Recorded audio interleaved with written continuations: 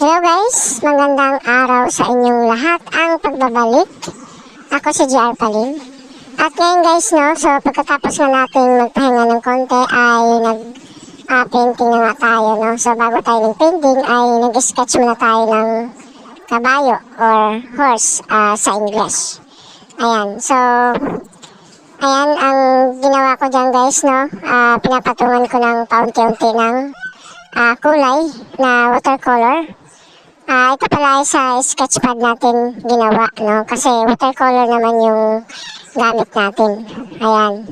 So, maraming salamat sa patuloy na sumusuporta at patuloy na nanonood ng aking mga arts video. Ayan. So, yan yung kulay brown. Ayan. So, dahan-dahan lang yung pag-stroke para kung meron kayong